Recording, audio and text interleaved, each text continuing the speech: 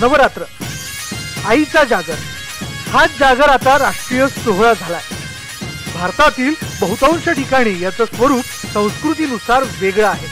काही ठिकाणी केवळ नवरात्रापुरताच आदिशक्तीचा जागर केला जातो, पण याला अपवाद आहे निसर्गपूजक आदिवासी.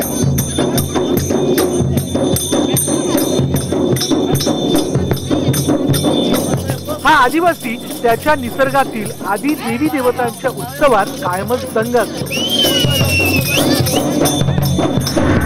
म्हणूनच आम्ही निमित्त साधलं नवरात्र उत्सवाचं आणि पोहोचलो गुजरात मधल्या तापी जिल्ह्यातल्या व्यारा तालुक्यातील गामना गावात.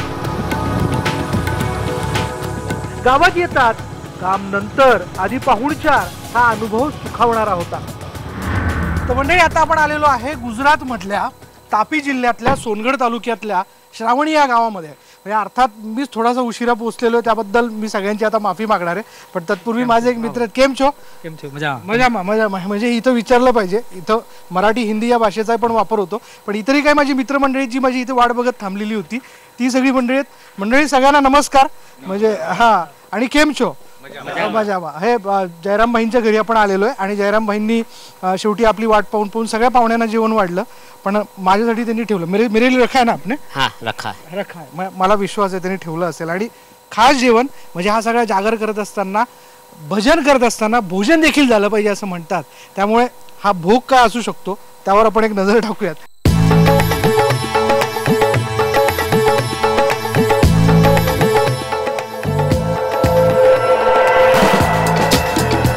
बांबूची भाजी, नागरीची भाकरी, अप्रतिम.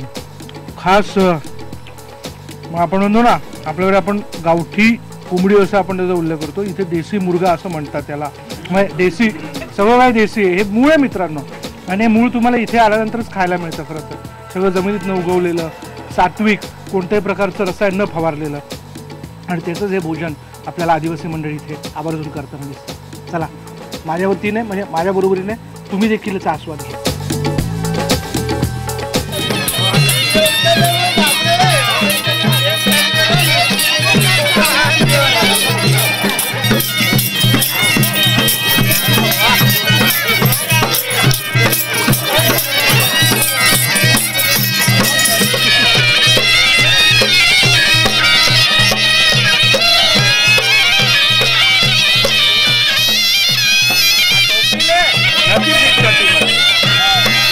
शेतीचं काम आणि त्यानंतर नृत्याचा जल्लोष.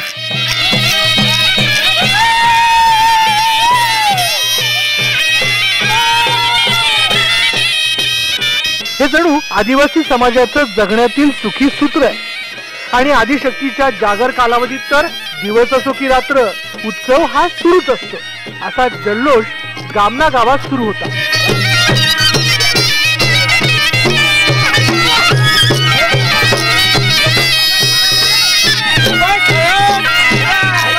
आदिवासी समाज में एक सामुदायिक जीवन का बहुत बड़ा महत्व है. और वो महत्व ऐसा कि जन्म से लेकर मृत्यु तक हम कोई भी काम हो साथ में करते हैं और हर कोई मुसीबत में हम साथ में रहते हैं. अभी आप देख रहे हो एक नृत्य है और ये नाच ऐसा है कि हम कोई एक ही त्यौहार के लिए हम नाचते नहीं हैं. हमारे जीवन के साथ ये नृत्य नाच गान बंधा हुआ है.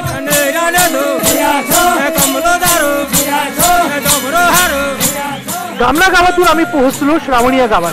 या गावात आदिवासी समाजाची कुलदेवता देवमोगरा देवीच्या पूजेचं नवरात्र उत्सवाच्या निमित्ताने आयोजन करण्यात आलं होतं. आज पूजा म्हणून डांगी आणि कोकणा आदिवासींनी ताल धरलेला होता. दुसरीकडे झाडाखाली तयार करण्यात आलेल्या देवमोगरा देवीच्या स्थानावर भगताने पूजेला सुरुवात केली. तसा आदिवासी समाज हा मूर्तीपूजक नसल्याने निसर्गाशी संबंधित पानं, फुलं, वाडवडिलांच्या नावाने तयार करण्यात आलेली मातीची शिल्प त्यामध्ये मांडण्यात आली होती. देवमोगरा का दूसरा नाम मैंने पहले बताया पांडोर माता. तो इसको यहाँ पे पांडरा कहा जाता है, कहीं कहीं उसको गीमा के नाम से माना जाता है, पूजा जाता है। भगताने मंत्र म्हणायला सुरुवात केली। देवी समोर तांदूळ ठेवले। आम्हाला सुखी ठेव, आमचा निसर्ग, आमची पिकं व्यवस्थित राहू देत अशी आवर्जून प्रार्थना केली। जीव सृष्टि कुदरत ने निर्माण किया है तो उसमें से किसी को भी तकलीफ नहीं होनी चाहिए, उसका अनबैलेंस नहीं होना चाहिए, वो आदिवासी का कंसेप्ट है। पूजा झाल्यानंतर देवी समोर कोंबडं ठेवून मोहाच्या मद्याचा भोग लावला।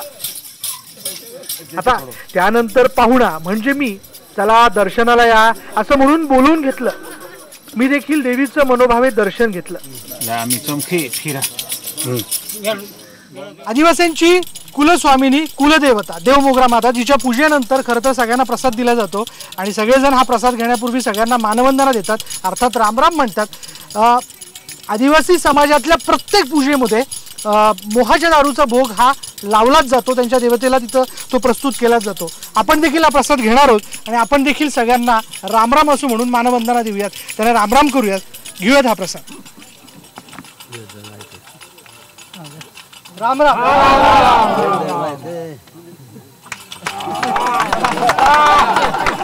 आता बस मी एवढीच घेऊ शकतो प्रसाद म्हणून, पण एक वेगळी चव असते आणि मोहाचा हा भोग म्हणजे निसर्गात पिकलेल्या उगवलेल्या फुललेल्या या फुलाची ही फुलाचं हे मध्य जे ते या देवीला इथे अर्पण केलं जातं। कारण आदिवासी समाज हा मानतो की देवता ही निसर्गात आहे, देवता ही मातीत आहे, देवता ही निसर्गाच्या प्रत्येक कणात आहे आणि त्याचेच स्वरूप त्याचेच हे वेगवेगळे संकेत आपल्याला या पूजेमध्ये देखील आपल्याला बघायला मिळतात।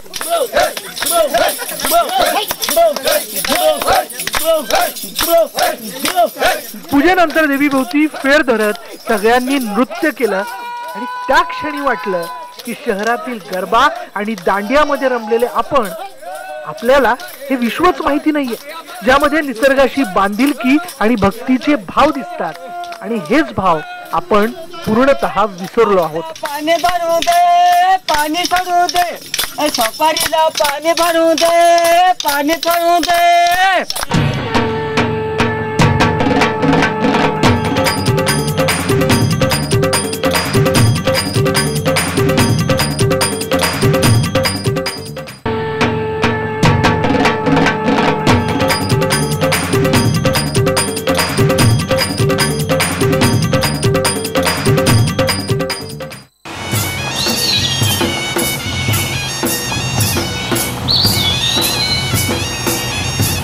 निसर्गपूजक आदिवासी जमातीच्या देवींची स्थानं जाणून घेत आम्ही पोहोचलो तापी जिल्ह्यातील कंसाई मातेच्या स्थानावर।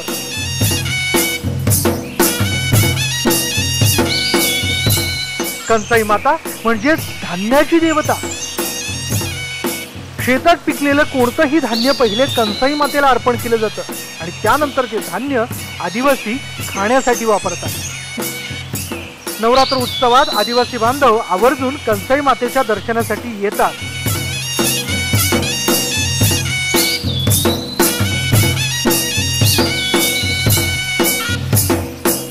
या उत्सवाच्या निमित्ताने आपण आदिवासी समाजातल्या वेगवेगळ्या देवी देवता जाणून घेतोय, पण आदिवासी समाजाचा सगळ्यात जास्त ओढा असतो तो कंसाई मातेकडे। कंसाई माता म्हणजे धान्याची देवता आणि त्याच मातेच्या स्थानावरती आता आपण आलेलो आहे। आपण थोडंसं जे धान्य आहे ते मातेला आपण अर्पण करणार आहोत, अर्थात दिवाळीनंतर जे काही नवीन धान्य निघतं ते इथे अर्पण केलं जातं। पण आता या सगळ्या विषयाचे अभ्यासक अरविंद भाई आपल्या बरोबर आहेत। अरविंद भाईंना आपण विचारूयात आणि अरविंद भाईच आपल्या आत्ता या क्षणाला पुजारी आहेत, ते आपल्या वतीने आपल्या सगळ्या महाराष्ट्रातल्या दर्शकांच्या वतीने कंसाई मातेला हे धान्य अर्पण करणार आहेत। पण हे अर्पण करत असताना अरविंद भाई, माताजी को क्या कहा जाता है, उसकी एक लैंग्वेज है, एक बिनती है, एक प्रार्थना का प्रकार है। जो राज्य का खेत खाली दबाएगा नहीं, पागा हाथाले सुंदाएगा नहीं, बालाएगा नहीं, फुजाएगा नहीं, चावाएगा नहीं, चाखाएगा नहीं, ऐठी जुठी होएगा नहीं, त्याजे माफ करो। वकेडाले वाड़ी नहीं, अनखली थनखली पड़ेगा नहीं, खेत खाली कांडो थोड़ी मिंडे थोड़ी फिरी करना, मला यह मली नहीं, हुपटा फटके उफड़ाएगा नहीं, बाय बाय बुखले मुले छड़ाएगा नहीं, त्याजे माफ करो।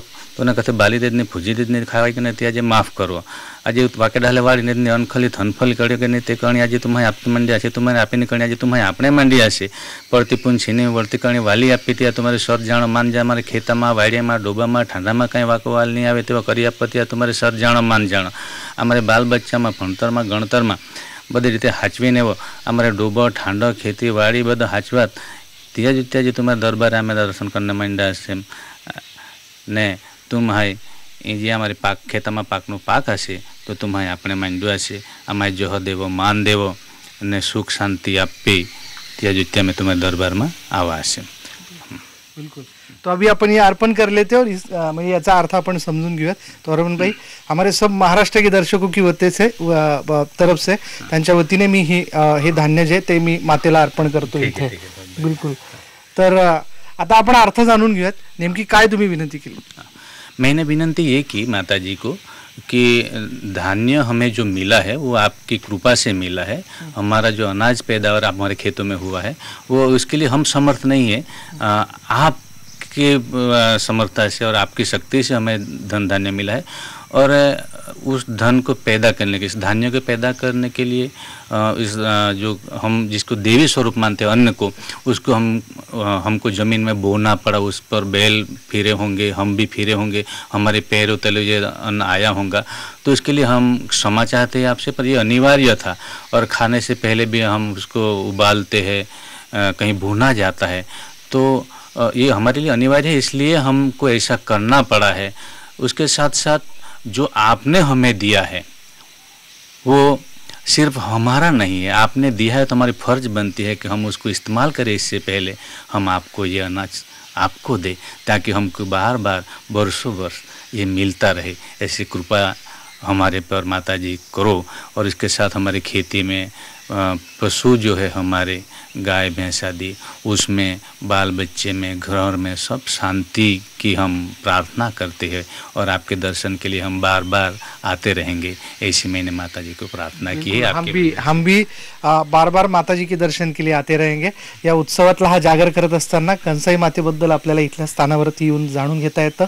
एक अशी शिळा निसर्गाच्या वतीने निर्मित झालेली आणि त्याच्या खाली असलेलं गुहेसारखं स्थान, निसर्गापैकीच एक आपण आहोत आणि आपण यातले घटकच आहोत, अशी आदिवासी बांधवांची ही श्रद्धा आहे। त्याच श्रद्धेशी या स्थानावरती आल्यानंतर आपण देखील जोडले जातो, आपण देखील या निसर्गाच्या जवळ जातो, असं या क्षणाला मला वाटतं।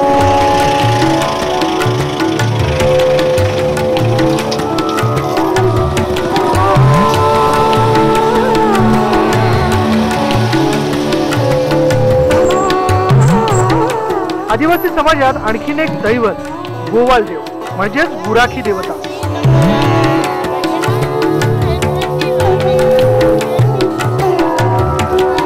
या दैवताच्या ठिकाणाचा शोध घेत आम्ही पोहोचलो त्या दैवताच्या स्थानावर।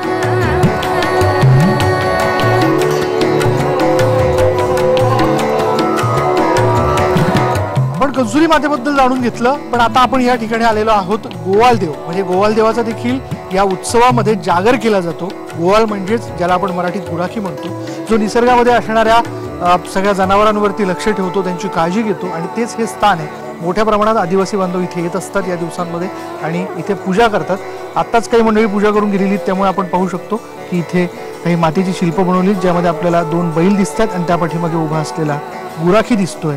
पांढऱ्या रंगाचे तयार करण्यात आलेले मातीचे घोडे देखील इथं पाहायला मिळतात। नैसर्गिक असं ठिकाण, शिलामध्ये तयार झालेली ही गुफा, पुन्हा एकदा या निमित्ताने आपण हा जागर करत असताना निसर्गाला जोडला जातो।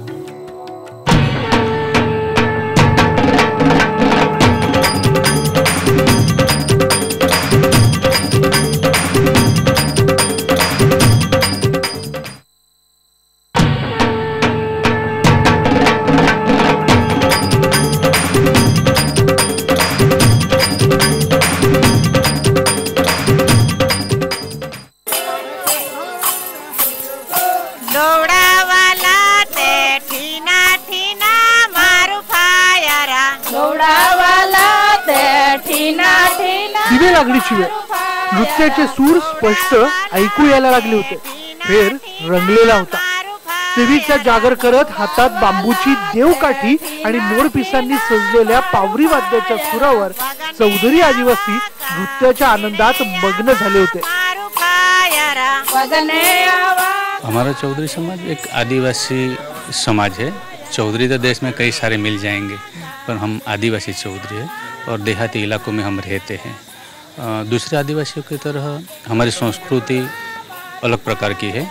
जो अन्य समाज और अन्य संस्कृतियाँ जो होती है उससे आदिवासियों की जो संस्कृति है वो अलग उसकी पहचान होती है। और ऐसे ही हमारी अलग परंपरा है, हमारे लोक कथाएँ हैं, हमारे नाच गान अलग है, हमारे गीत लोकवार्ता आदि सब अलग है।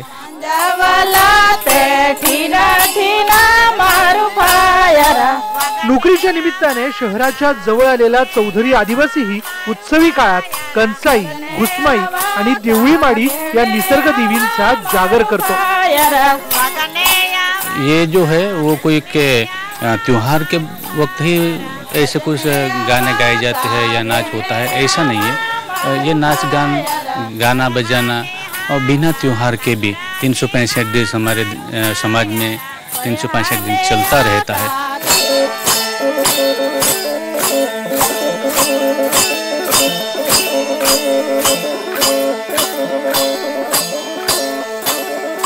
म्हणजे हा वाजवण्याचा प्रयत्न यांच्यासारखं आजकालीत मी अगदी वाजवू शकत नाही, पण महाराष्ट्रापासून तर गुजरातपर्यंत अगदी भारतभरात 600 पेक्षा जास्त आदिवासींच्या जाती आहेत। पण या आदिवासींच्या जाती जाणून घेत असताना त्यांच्यामधल्या प्रथा परंपरा, चालीरीती, त्यांचे पोशाख आणि इव्हन त्यांचे वाद्य याच्यामध्ये कुठे ना कुठे एक वेगळेपणा आपल्याला जाणवतो।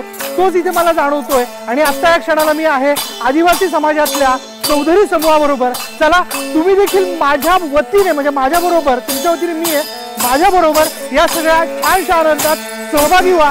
करूयात या नवरात्राचा जागर।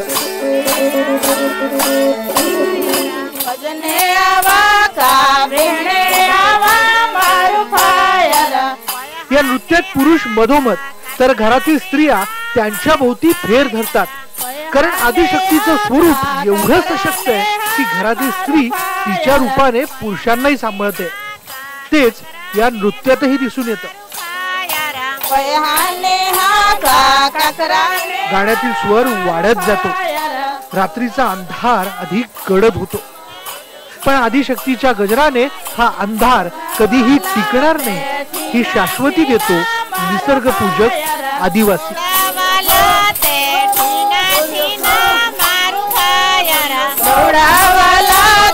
ठीना